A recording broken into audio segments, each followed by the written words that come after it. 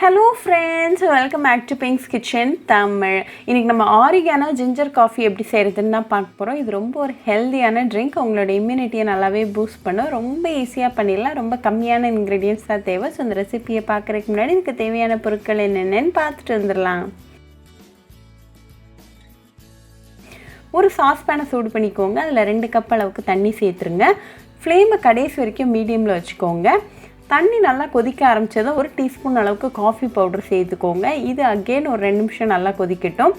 எந்த variety of coffee பவுடர்னாலும் use பண்ணிக்கலாம். Instant, regular, உங்களுக்கு எது பிடிக்குதோ அதை யூஸ் பண்ணிக்கலாம். பிராண்டை பொறுத்த வரைக்கும் உங்களுக்கு பிடிச்ச பிராண்ட் நீங்கள் யூஸ் பண்ணிக்கலாம்.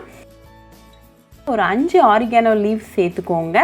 இது ஒரு 2 நிமிஷம் நல்லா மீடியம் ஃப்ளேமில் பாயில் ஆகட்டும். இப்போ இது கூட ஒரு சின்ன பீஸ் இஞ்சி இடித்து சேர்த்துக்கோங்க. இது அகெயின் 2 நிமிஷம் நல்லா கொதிக்கட்டும். நம்ம ஆட் பண்ண இன்க்ரீடியன்ஸோட எசன்ஸ்லாம் இந்த வாட்டரில் நல்லா இறங்கிட்டு இருக்கு. இந்த காஃபிக்கு நம்ம எந்த ஸ்வீட்னிங் இன்க்ரீடியண்ட்டுமே சேர்க்க போகிறது கிடையாது. உங்களுக்கு தேவைப்பட்ட 1/2 டீஸ்பூன் அளவுக்கு பனங்கல்கண்டு சேர்த்துக்கோங்க. ஆனால் இந்த ஆரிகானோ ஜிஞ்சர் காஃபி எந்த ஸ்வீட்னிங் இன்க்ரீடியண்ட்டும் இல்லாமலே சூப்பராக தான் இருக்கும்.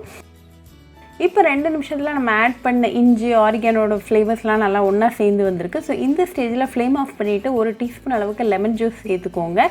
இது ஒரு 10 செகண்ட் அப்படியே இருக்கட்டும்.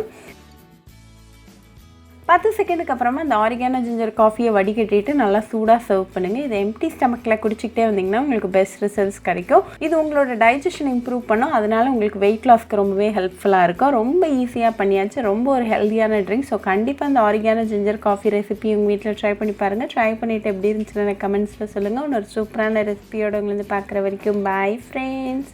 உங்களுக்கு இந்த வீடியோ பிடிச்சிருந்தா லைக் பண்ணுங்க, ஷேர் பண்ணுங்க, கமெண்ட் பண்ணுங்க அண்ட் மறக்காம சப்ஸ்கிரைபும் பண்ணிருங்க. கூடவே பக்கத்தில் இருக்க பெல் ஐக்கானையும் கிளிக் பண்ணிக்கோங்க. அப்பதான் நான் போடுற வீடியோஸ் எல்லாம் உங்க நோட்டிஃபிகேஷன்ல வரும்.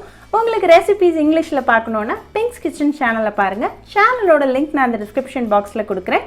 மறக்காம செக் பண்ணுங்க. இன்னொரு இன்ட்ரெஸ்டிங்கான ரெசிபியோட உங்களை பார்க்குற வரைக்கும் பாய் ஃப்ரெண்ட்ஸ்.